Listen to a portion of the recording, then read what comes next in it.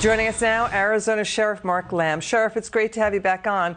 Sheriff, this is a story with economic and national security implications. At least 7 taken to the hospital after fentanyl was released into the air ventilation system of a juvenile detention facility in Ohio. We're talking 3 corrections officers and 4 juveniles. Victims began collapsing for an unknown reason. How did fentanyl get in there? Well, fentanyl is a very dangerous drug. It does not have to be ingested or taken like people think. It can be just contact. Look at those college students down wherever they were for spring break, where they were a couple of the friends were trying to save the other ones. They got contact from fentanyl without even taking it. This shows how dangerous it is. Liz, you hit it. This is a national security issue. This is a poison, and they are poisoning our civilians. We keep talking about Ukraine, yet we've had over 100,000 civilians that have died from poisonings from fentanyl and other dangerous opiates over the last year, and we need to wake up to that. Yeah, it's cheap to manufacture, right? And you make a lot of money off of fentanyl. The drug cartels are now really ramping it up. They're pushing now across the border their powerful synthetic form of fentanyl. It's parafluorofentanyl. It was invented in the 60s. It was called China White. Now that's coming back on strong. There's not only that, Liz, there's also carfentanyl, which I don't even know. Carfentanyl is like 100 times or 1,000 times more powerful than fentanyl. You can bring it in the powder, like they're putting it in pills. But let's say they bring it in the powder. Just imagine how dangerous that is. And last month alone, we had 53,000 people they did not apprehend that got away, that were seen on cameras. Imagine if just 10% of them were bringing in loads of fentanyl, parafluorofentanyl, or carfentanyl. Imagine the damage that they could do to America. It is sobering, and I hope that Americans wake up, because there's a major storm on our doorstep.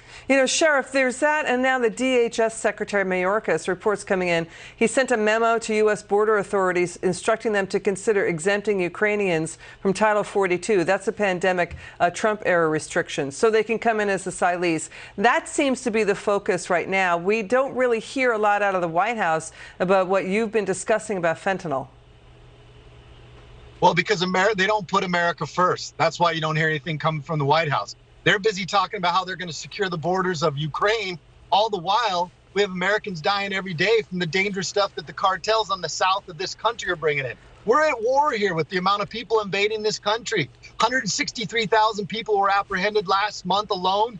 Only 11,000, a little over 11,000 were turned back, and now we're losing Title 42.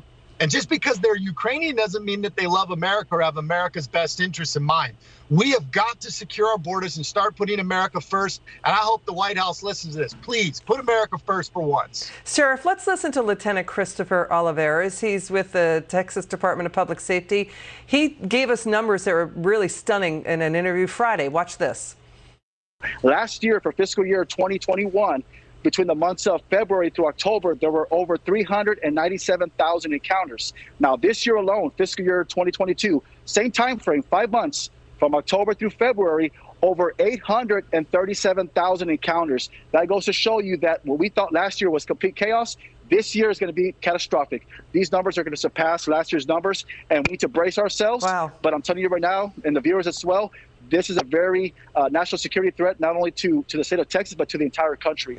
800,000. You hear those numbers, sir? He's right. They've let the American people down with what they've allowed. It's not slowing down, Liz. It's getting worse. And that's why your sheriffs become important. Hopefully come support us at protectamericanow.com. We need help because the federal government isn't doing their job. We're having to pick up their slack. So there's no plan or strategy from the federal government on this. This is what the lieutenant said as well, or even intentions to take care of the current border situation and protect Americans and help out Border Patrol. Is that what you're seeing? Absolutely. That is what I'm seeing. And they have told us nothing. They have no plan. They want to use Ukraine and Russia to just hope the American people forget that we have a major crisis on the southern border, and that's affecting American lives every day right here in our own country. Whether it's fentanyl, parafluorofentanyl, carfentanyl, or just the amount of people coming in here who have no idea who they are, it is an American problem, and we need their help to stop it. So if Title 42 goes away, what do you see happening? Final word. You got 10 seconds. Well, if you think 800,000 is a lot, wait till Title 42 goes. They won't send anybody back. Everybody stays. It'll be catastrophic for America. Sheriff Lamb, thanks for joining us. Come back soon.